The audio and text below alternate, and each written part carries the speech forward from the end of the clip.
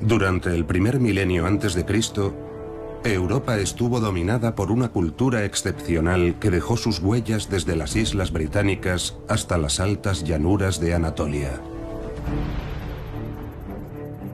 Se trata de los celtas. En realidad, el término celta hace referencia a numerosos fenómenos que se dieron en un territorio muy extenso. Tan solo conocemos el nombre de unos pocos líderes de esos grupos. Los celtas no fueron un pueblo o país unificado, pero cerraron filas cuando vieron amenazada su cultura. Habitamos los mismos lugares que ellos ocuparon en otro tiempo y forman parte de nuestro legado, pero sabemos muy poco sobre aquellos pueblos.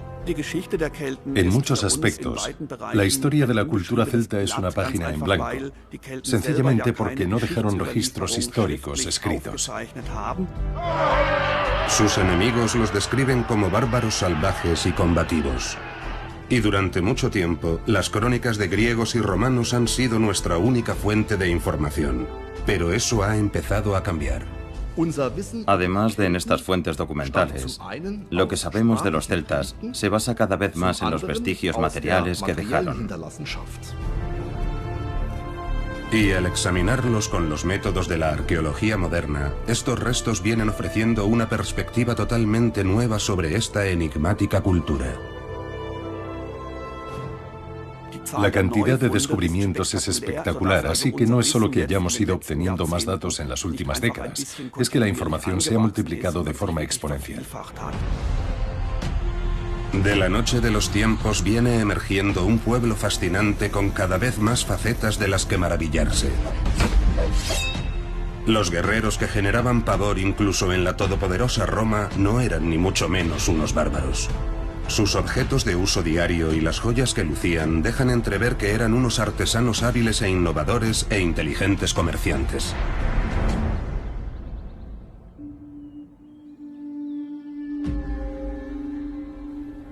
Nuestra búsqueda comienza en Italia.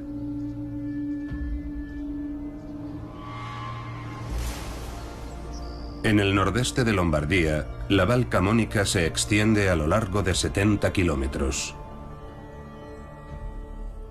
Este valle está situado en el extremo sur de una antiquísima ruta comercial que cruzaba los Alpes.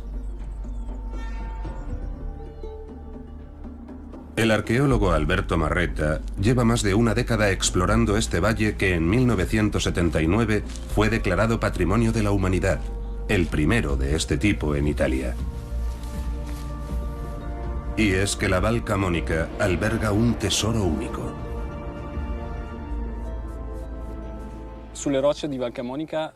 En las rocas de la Val Camonica encontramos abundantes representaciones figurativas. Hombres, especialmente guerreros, animales de diferentes especies, artefactos, herramientas, armas y símbolos, entre otras cosas. Todas ellas vestigios de la visión interior de las personas que vivieron aquí durante miles de años. Los primeros descubrimientos salieron a la luz en 1909. Desde entonces se han hallado varios cientos de miles de estos petroglifos.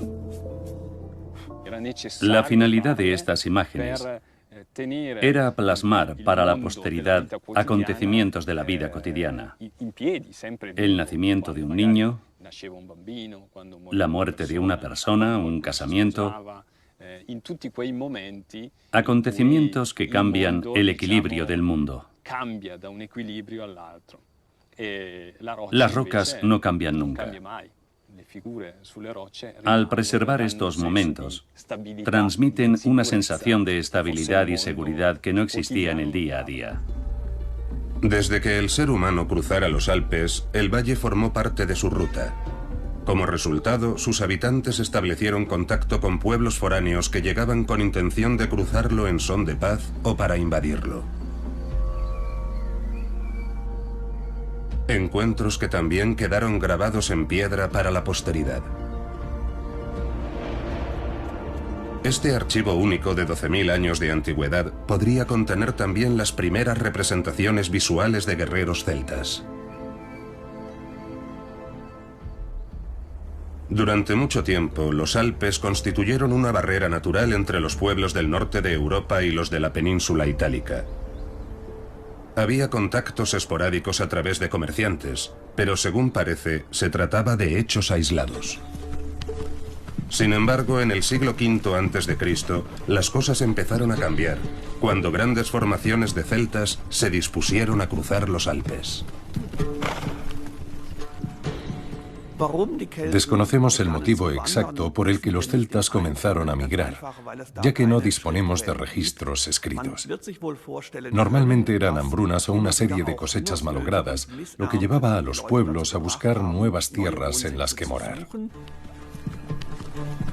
Así que puede que los primeros celtas que llegaron al norte de Italia fueran migrantes económicos o refugiados climáticos en busca de una vida mejor al sur de los Alpes.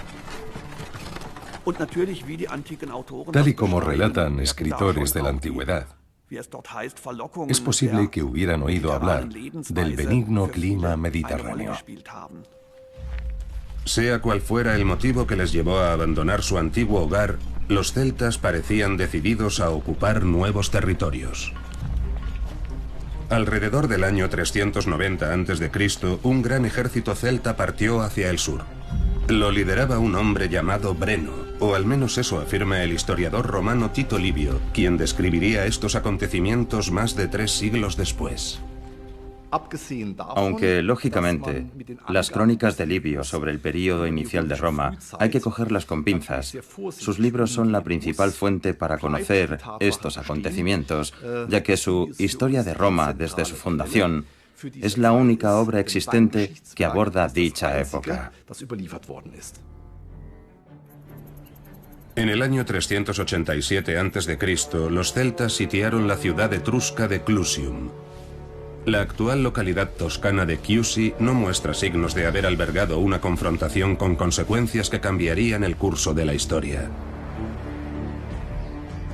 En busca de ayuda contra los feroces guerreros, los habitantes de Clusium recurrieron a la potencia emergente de la región, Roma. La ciudad a orillas del Tíber todavía distaba mucho de ser el centro del imperio que un día abarcaría todo el mundo mediterráneo. Tampoco era todavía una metrópoli muy poblada. A principios del siglo IV a.C., Roma era tan solo una pequeña ciudad-estado, pero con ambiciones. El Senado romano no parecía demasiado preocupado por las noticias de los incidentes que tenían lugar en el norte. Sus miembros no creían que esos bárbaros fueran una fuerza a la que tomar en serio. No obstante, enviaron a una delegación.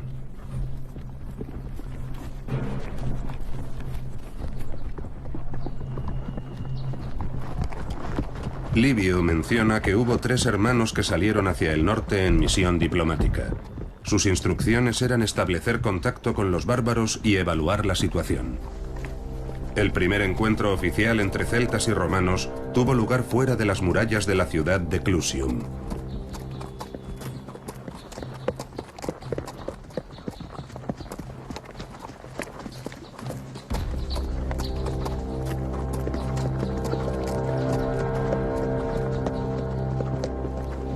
El propio Breno recibió a los emisarios. Había tensión en el ambiente.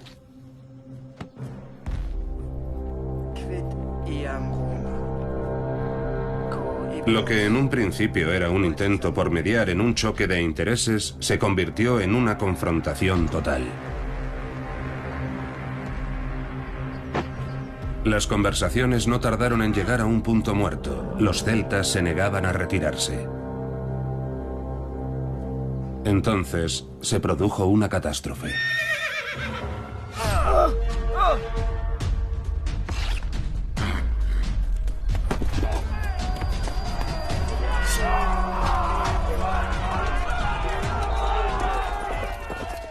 Matar a un miembro de la parte contraria en una delicada misión diplomática no era una falta leve, sino hasta para los propios romanos una grave infracción. Sabiamente, Breno contuvo a sus guerreros.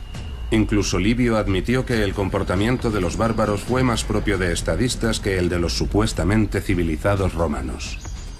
El problema era que el Senado no había declarado la guerra a los celtas con arreglo a las leyes vigentes, por lo que el asesinato del celta había sido un sacrilegio, un acto contrario a la costumbre que tendría consecuencias catastróficas.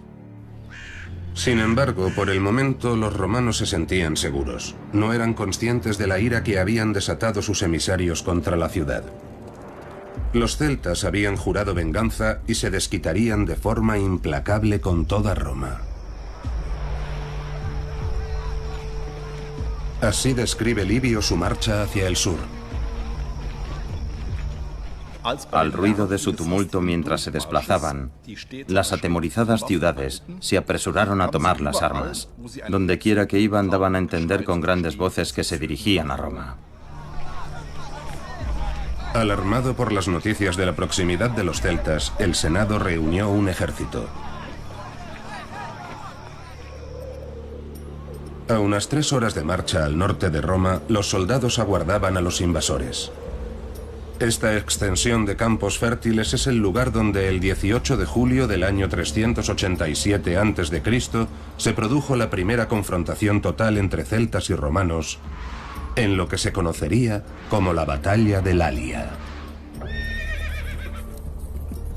6 legiones lideradas por Quinto Sulpicio tomaron posición para enfrentarse al enemigo.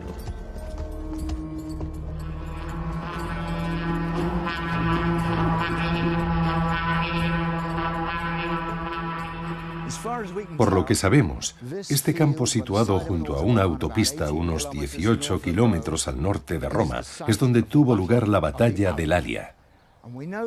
Y lo sabemos porque las fuentes bibliográficas nos dicen que la batalla tuvo lugar en una llanura situada en la confluencia del río Tíber, que pasa por allí, y el río Alia, que discurría por allí. De modo que nos encontramos en esa confluencia, en una llanura con una elevación a lo lejos.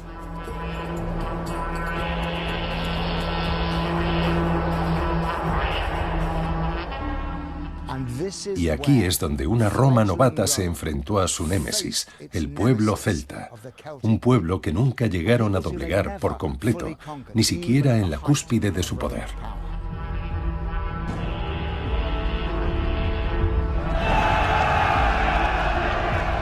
En la historiografía romana no se menciona el número de guerreros celtas presentes ese día.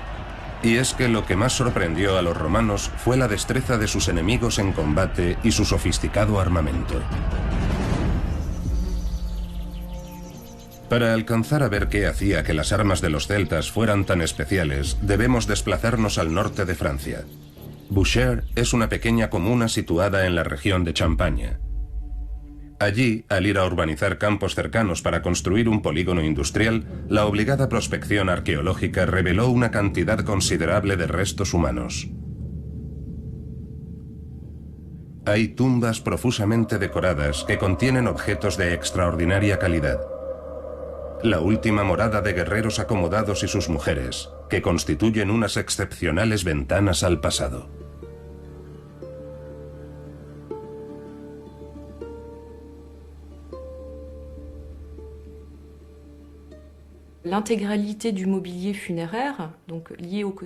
Los inventarios, los objetos funerarios y las armas nos permiten deducir el estatus social de los fallecidos. En cierto sentido, son los documentos de identidad de las personas que están enterradas allí.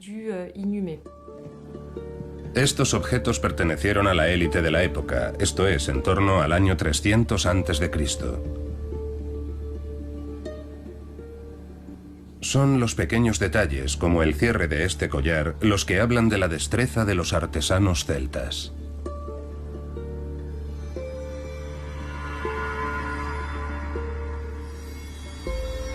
Hay fíbulas o broches adornadas con coral, por lo que quienes las portaban o bien tenían acceso a artesanías fabricadas en la cuenca del Mediterráneo, o bien podían comprar sus componentes a comerciantes que los llevaban hasta el norte. Los arqueólogos quedaron especialmente impresionados con las ofrendas a un guerrero, 2 espadas con sus respectivas vainas, decoradas como armas ceremoniales.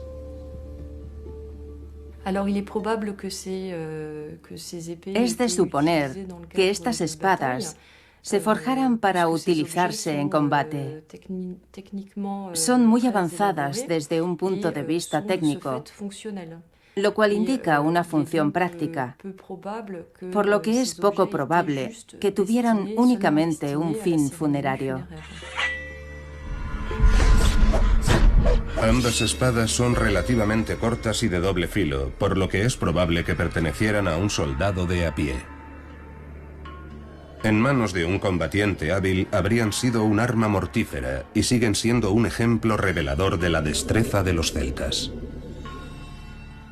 El conjunto de los objetos metálicos atestigua el elevado nivel de los armeros celtas a la hora de forjar bronce y hierro. Eran maestros en su oficio y perfectos conocedores de la tecnología necesaria. También poseían un profundo conocimiento de cómo forjar espadas resistentes a la par que flexibles. Este experimento tiene como finalidad evaluar la cantidad de trabajo necesario para forjar una espada a partir de mineral de hierro obtenido de un horno de reducción directa, como el utilizado en tiempos de los celtas. A continuación vamos a separar los lingotes, doblarlos, soldarlos, forjarlos y separarlos de nuevo, hasta que obtengamos un material perfectamente duro y resistente, que sea apto como base de una hoja. Este repetitivo proceso es necesario para limpiar el trozo de arrabio y eliminar el carbón y la escoria.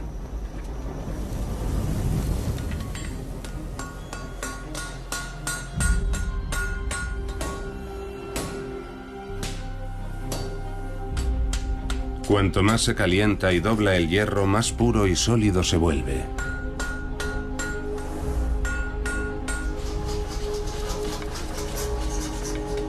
En la actualidad, los herreros cuentan con la ayuda de un martillo de forja accionado.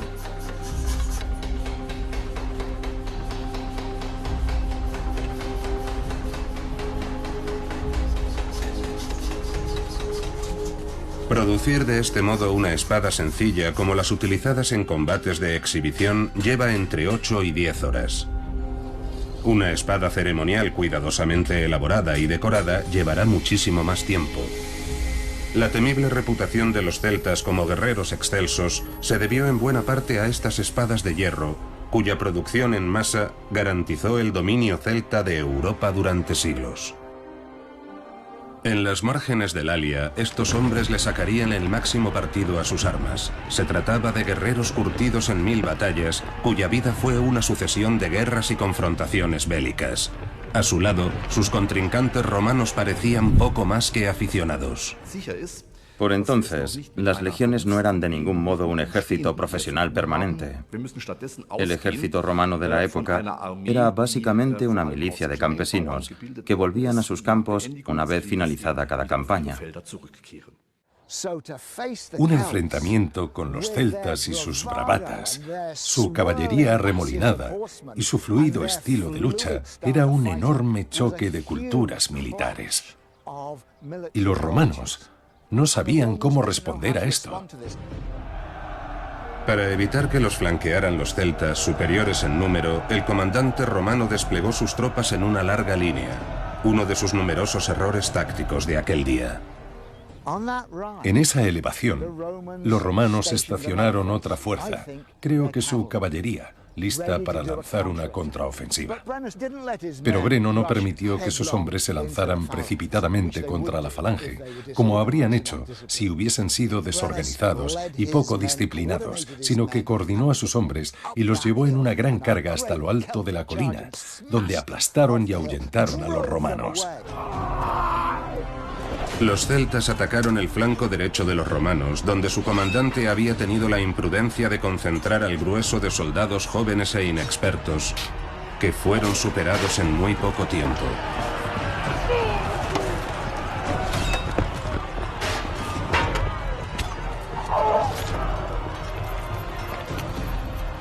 La ferocidad con la que los guerreros celtas se lanzaron al combate hizo que cundiera el pánico entre los romanos, que no tardaron en huir en desbandada.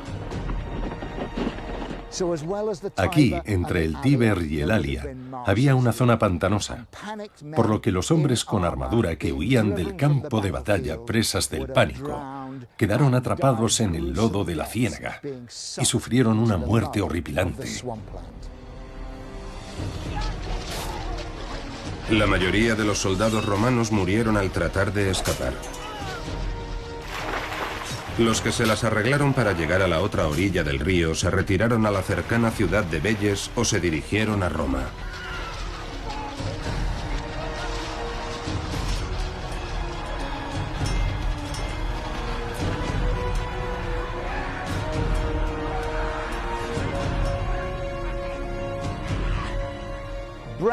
Breno llevó a una confederación de tribus hasta el norte de Italia.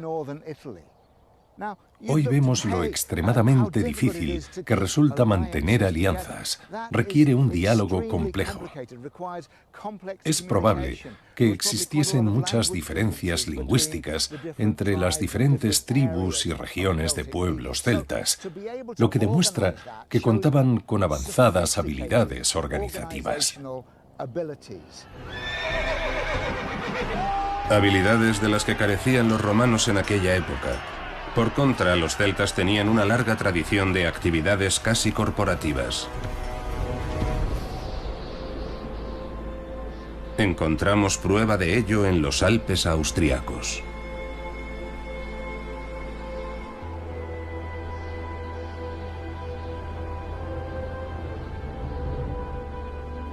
Hallstatt es un pueblecito situado en Salzkammergut, una región montañosa en el centro mismo de Europa.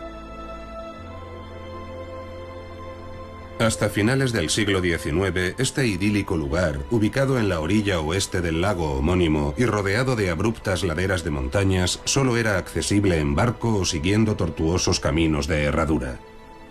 Sin embargo, sus orígenes se remontan a varios milenios antes de nuestro tiempo.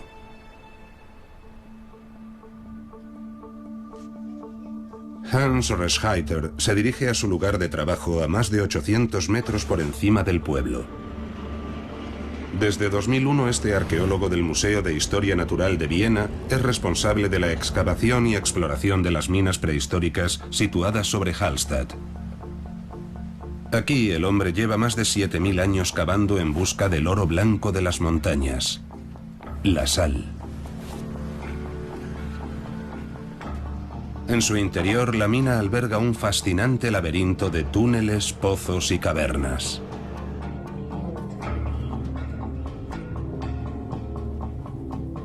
Los primeros celtas se adentraron en la montaña siguiendo las vetas de sal y crearon una red de varios kilómetros de longitud con túneles de suministro espaciosos y bien sustentados que conectaban las distintas cámaras y niveles de extracción.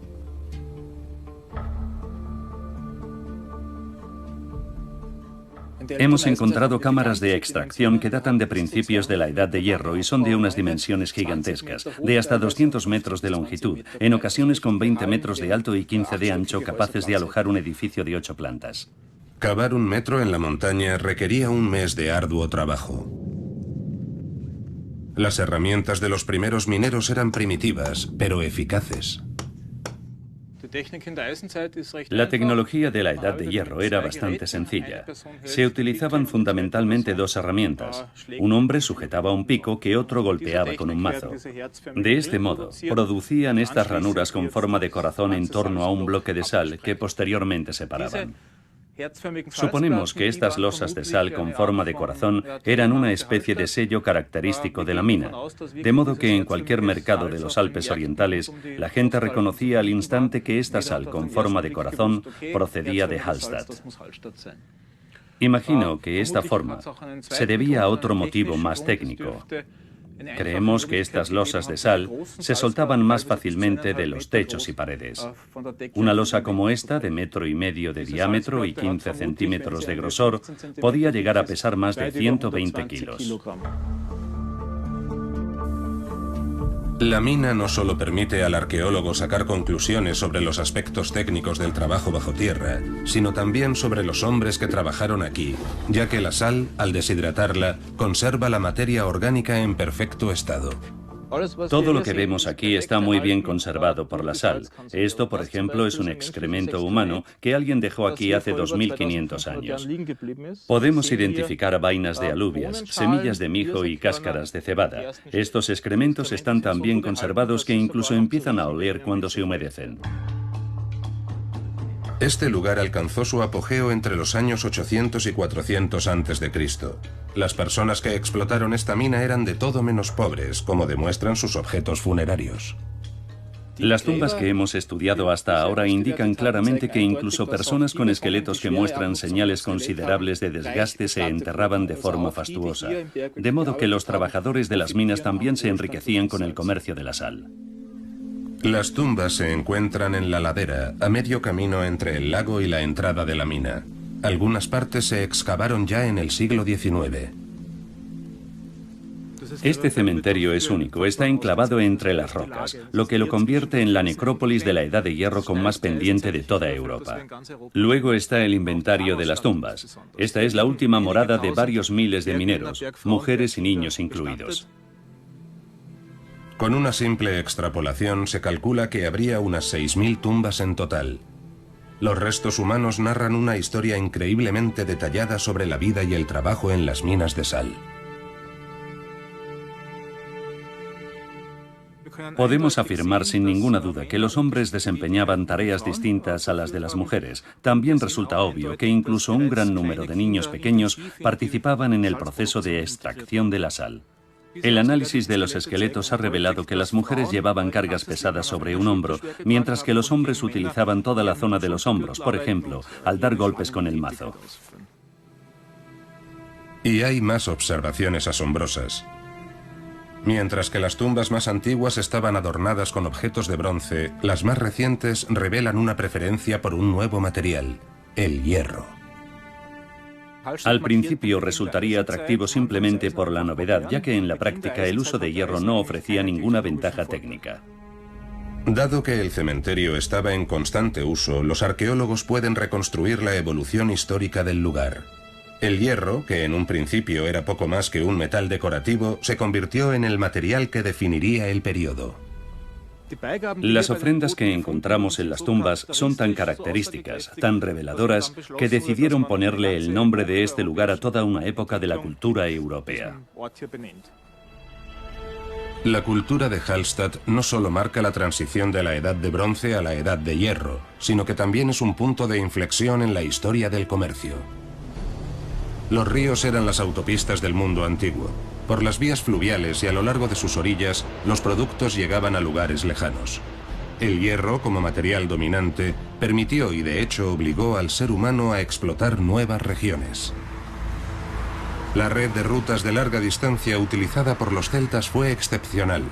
Muchas vías actuales siguen sus líneas. Existen abundantes pruebas de que el comercio celta llegó a extenderse hasta el otro lado del Canal de la Mancha. Se han descubierto rastros de puestos comerciales a lo largo de la costa atlántica francesa. En ellos, cobre y estaño de las islas británicas se trocaban por artículos de todo el continente. Una nueva clase alta emergía en el centro de Europa, acomodada en magníficas residencias en torno a las que se asentaban artesanos y comerciantes en busca de protección. Por ejemplo, en el monte Ipf, situado en los Alpes suavos en el suroeste de Alemania. Estas residencias, bien defendidas y estratégicamente situadas, controlaban el comercio de larga distancia. La importancia de estos primeros centros celtas la ejemplifica un emplazamiento que domina el Danubio unos 150 kilómetros al sur, el Hoineburg. Aunque hay indicios de asentamientos que se remontan al segundo milenio antes de Cristo, la residencia no comenzó a prosperar hasta la era de la cultura Hallstatt. Si hubiese llegado aquí alguien de otra región en la que no se conociera este tipo de complejo, sin duda habría quedado impresionado. En cierto modo, como cuando alguien ve por primera vez los rascacielos de Manhattan. Esta era una arquitectura del poder, completamente desconocida para personas que habitaran en asentamientos muy primitivos. Y esa era exactamente su finalidad: impresionar. Los cercamientos defensivos del Heuneburg no tienen parangón al norte de los Alpes. Diseñados a partir de patrones mediterráneos, la distribución revela los avanzados vínculos existentes entre los celtas y el mundo mediterráneo. En tiempos de paz hacía las veces de centro comercial. Si la guerra era inminente, podía dar cobijo a hasta 5.000 personas. No debemos imaginar el mundo celta como una sola unidad o un solo pueblo. Había varias tribus y diferentes grupos territoriales. El Heuneburg era el centro de uno de esos grupos, y cabe suponer que en ocasiones existiera entre ellos cierta hostilidad. No generalmente, pero sin duda, la guerra, el conflicto y la competencia eran elementos cotidianos del estilo de vida celta. Hoy en día, una parte considerable de las riquezas de los habitantes del Heuneburg está depositada en el Museo Estatal de Württemberg, en Stuttgart. Objetos como estos despertaban por entonces la codicia de otras tribus celtas. El ámbar del mar Báltico, los corales del Mediterráneo y los jarrones griegos revelan un centro comercial de alcance internacional, pero también un intercambio de ideas y un estilo de vida que podía hacer uso de cadenas de suministro transregionales. Aquí tenemos un jarrón, un objeto curvo hecho en un torno de alfarero. Es el primer ejemplo de cerámica producida de ese modo en la Europa central. Es una técnica novedosa en el Heuneburg y en el conjunto del período celta. Luego, dos objetos muy personales. Un fragmento de un pequeño espejo de mano redondeado. Es un objeto refinado, de higiene y cuidado personal. Y estos son huesos de cerdo. Hace poco que hemos analizado sus isótopos, que nos han indicado el origen de estos animales. Procedían del sur de la Selva Negra, que está a bastante distancia. Obviamente se arrearon hasta el Heuneburg para matarlos allí. Entre los años 800 y 500 a.C., la cultura y la influencia de esta élite celta tan segura de sí misma se extendieron cada vez más a lo largo de las rutas comerciales de la Europa central. Sin embargo, lo que había empezado de forma pacífica terminó con el enfrentamiento entre los ejércitos celtas y romanos junto al río Alia en el año 387 a.C.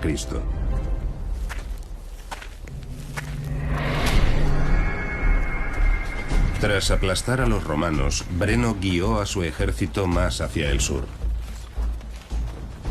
Dada la escasa resistencia que encontraron, los guerreros celtas no tardaron en plantarse a las puertas de Roma. De acuerdo con Livio, el comportamiento de los bárbaros hizo honor a su reputación.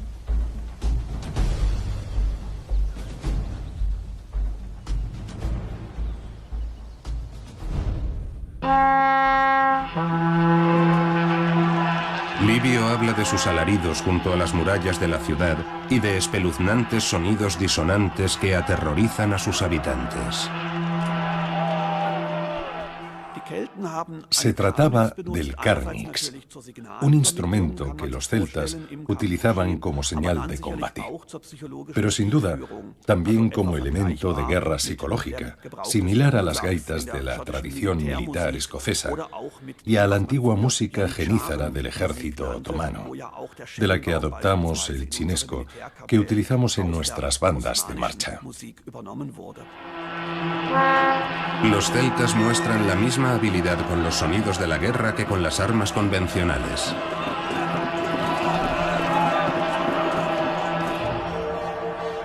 Aunque hasta la fecha no se ha encontrado ningún carnix completo, sí existen fragmentos, y con la ayuda de representaciones de monumentos celtas y romanos, ha sido posible reconstruir la trompeta de guerra de los celtas. En 1993, el trombonista británico John Kenny fue el primer hombre que sopló un carnix en 2000 años. El sonido se produce del mismo modo que activamos una trompeta, un trombón, una trompa o una tuba actuales, haciendo vibrar los labios. Los instrumentos de metal modernos tienen al final lo que denominamos pabellón o campana, un megáfono que amplifica el sonido y lo expulsa hacia adelante. Sin embargo, en este instrumento, el sonido queda atrapado en un cráneo de bronce, que funciona exactamente como nuestro cráneo. Nuestras cuerdas vocales se amplifican debido a todos los conductos nasales y a la forma de nuestro cráneo. Ese es el motivo por el que podemos emitir sonidos sin abrir la boca. Con este instrumento sucede exactamente lo mismo. El sonido no se proyecta hacia adelante, sino que es radial, algo muy poco habitual en el mundo de los instrumentos musicales. A los romanos tuvieron que parecerles sonidos del otro mundo.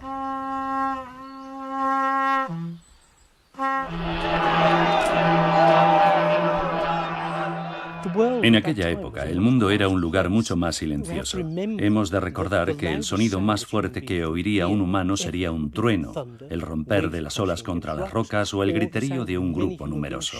El sonido de estos instrumentos podía acallar al de los humanos y ser tan fuerte como el de un trueno o como el del mar. Además, si se tocan en vertical, miden más de 3,5 metros y tienen cabeza.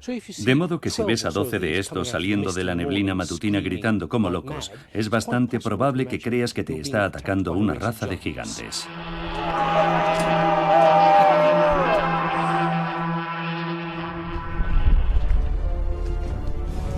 Durante la noche todos los romanos aptos para el combate se retiraron a la fortificada colina Capitolina. Al alba, Breno y sus hombres se adentraron en una ciudad en apariencia desierta.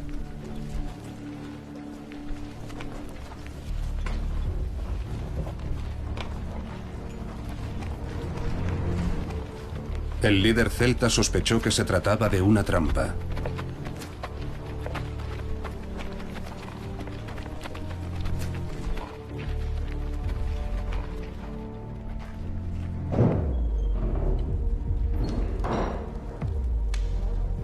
Ciertamente, puede que las casas de los nobles romanos estuvieran abiertas de par en par, pero estaban de todo menos vacías.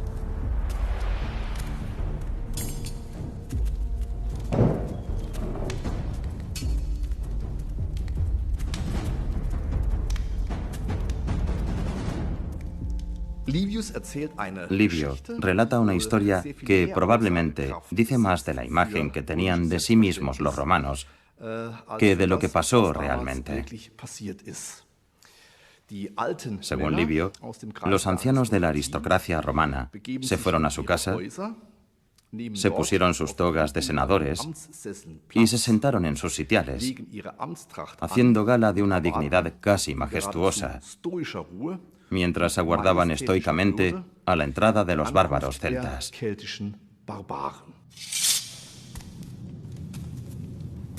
Una estampa poco habitual para los celtas.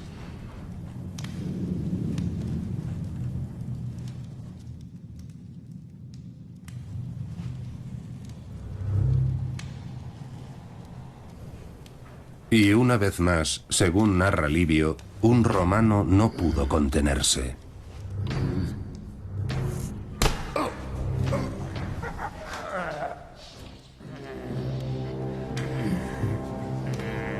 Se desencadenó una masacre. Los celtas mataron a todos los romanos que cayeron en sus manos.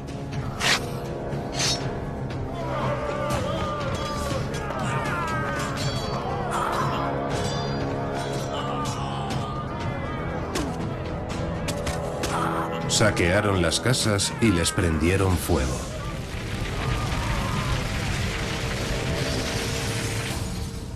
El comandante romano y sus soldados asistieron al saqueo de la ciudad por parte de los celtas sin poder hacer nada.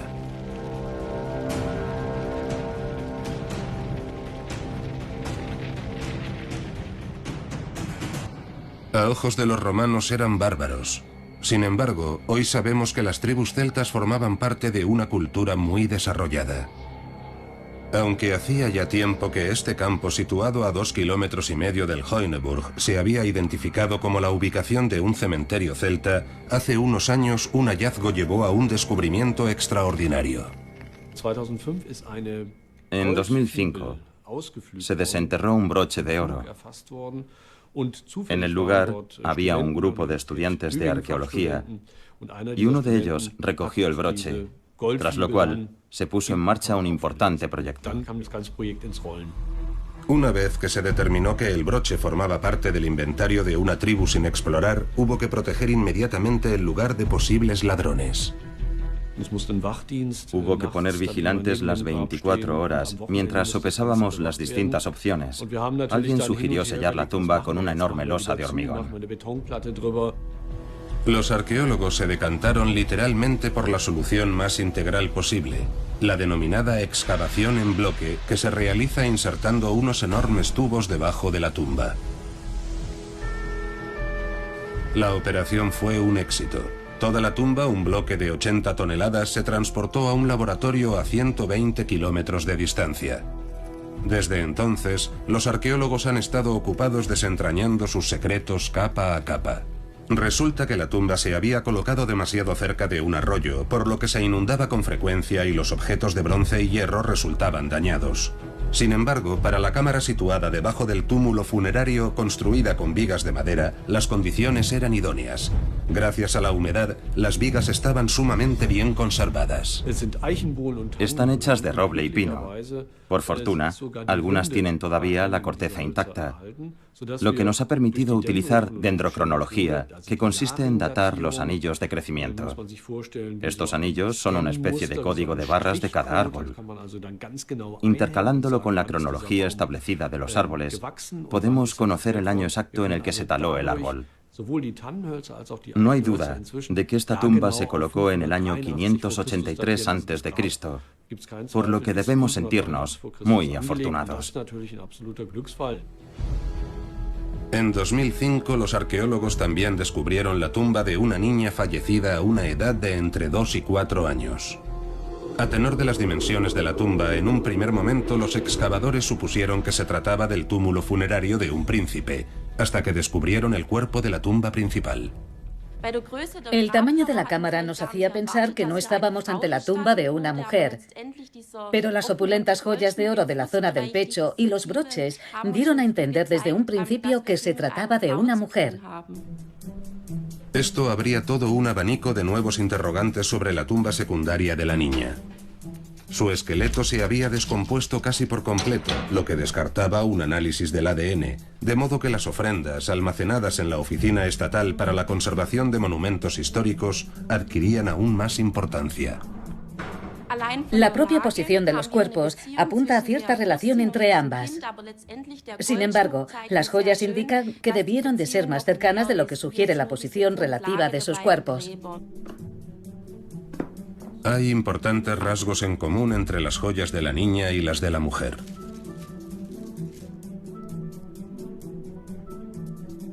Vemos patrones idénticos de puntos y rayas en la decoración.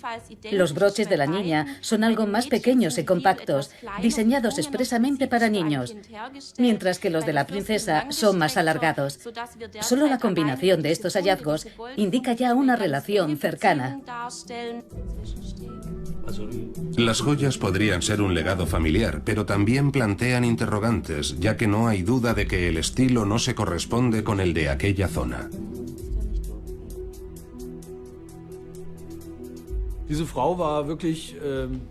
Esta mujer seguía las tendencias de moda. Llevaba adornos típicos de Italia en aquella época y que son poco comunes en nuestra región. Las joyas son de gran calidad, obra de un artesano que había aprendido el oficio en Italia o en la península ibérica. De modo que esta mujer estaba a la altura de las más nobles de Etruria o de las ciudades coloniales griegas. Sin embargo, las joyas extranjeras podrían también señalar la posibilidad de que la princesa no fuese oriunda de la región, sino una migrante del sur. ¿Proporcionará una respuesta a un examen de sus restos? Debido a su mal estado de conservación, los arqueólogos los envolvieron en escayola tras recuperarlos. Los alimentos que consumimos constan de una amplia variedad de elementos químicos, entre ellos estroncio, que se acumula en el esmalte de los dientes. En función de la procedencia geográfica de una persona, el estroncio mostrará diferentes componentes de isótopos. Analizándolos, los investigadores pueden determinar el lugar en el que nació y vivió una persona.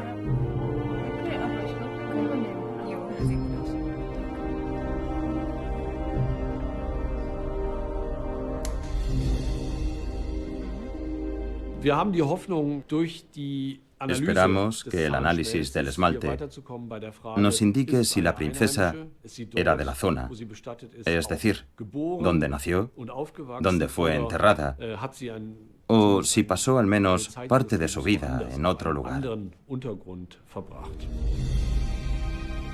El resultado del análisis es concluyente.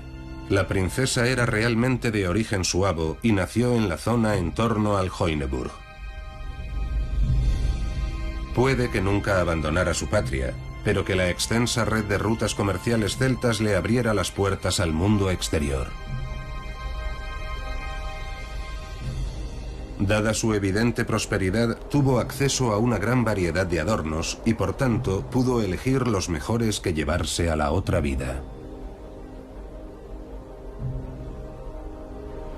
Solo unos pocos túmulos funerarios han sobrevivido a milenios de agricultura intensiva. Aún no hemos conseguido averiguar qué llevó realmente a los celtas a enterrar a sus líderes bajo estos enormes montones de piedras y tierra. Suponemos que fueron varios los motivos. El hecho de ocultarlos bajo piedras perfectamente dispuestas tenía muy probablemente como finalidad protegerlos de los ladrones de tumbas. Por otro lado, cabe imaginar que los muertos, o al menos parte de ellos, se consideraran potencialmente peligrosos.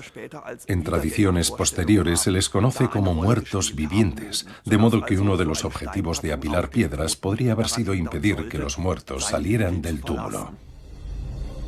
Nociones comunes a lo largo y ancho del planeta. Sin embargo, en el caso del príncipe celta cuyos restos se muestran en el Museo de Hochdorf, cabría más bien suponer que su tumba servía para proteger sus riquezas terrenales.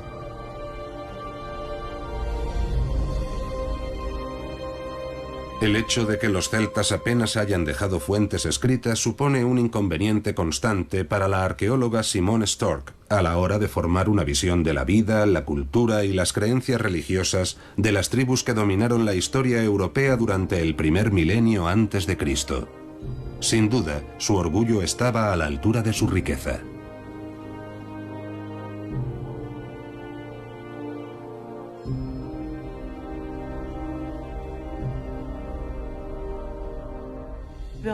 Resulta evidente que se trataba de una persona de un estatus extraordinario.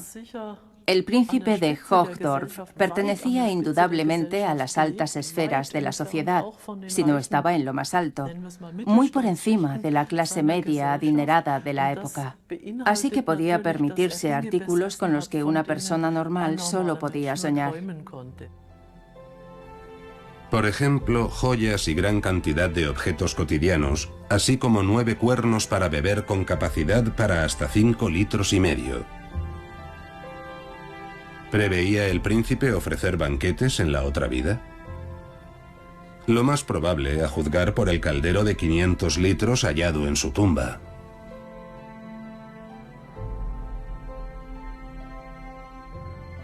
En su momento, se habría utilizado para llenarlo de hidromiel.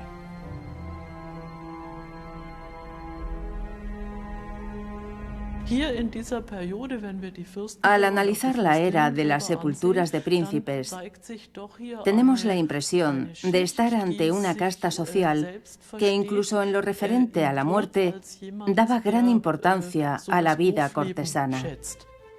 Sin embargo, la vida de los guerreros celtas que asediaron a los defensores de Roma en lo alto de la colina capitolina distaba mucho de ser lujosa. Después de 7 meses se había llegado a un punto muerto. Ambos bandos estaban agotados. Los romanos empezaban a quedarse sin comida, mientras que los celtas padecían enfermedades y el calor sofocante del verano romano, además de hambre y sed.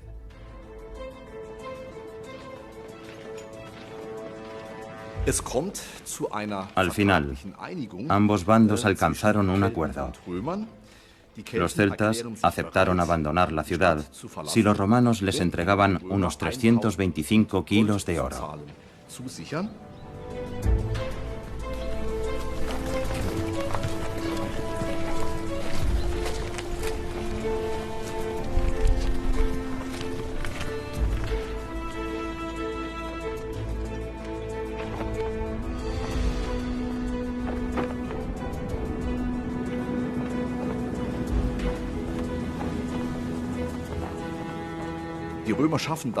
Y en efecto, los romanos trajeron el oro. Sin embargo, cuando colocaron las monedas en la balanza, los celtas engañaron a su enemigo utilizando sus propias pesas de mayor peso.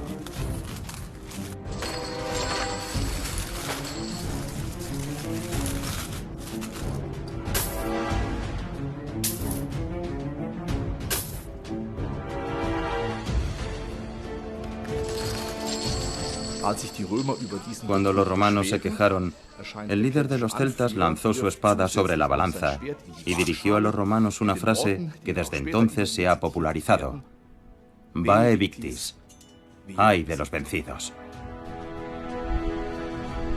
Vae victis. En aquel momento, la captura de Roma fue un gran revés para las ambiciones de la ciudad en el centro de Italia.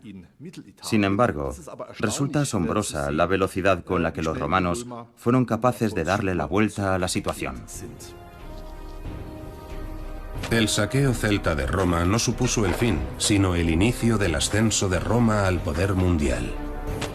3 siglos más tarde, los romanos habían perfeccionado sus técnicas y tácticas militares hasta tal punto que los otrora temibles celtas no tenían apenas ninguna posibilidad ante ellos.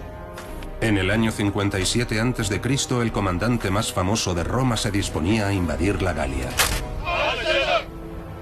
Cayo Julio César.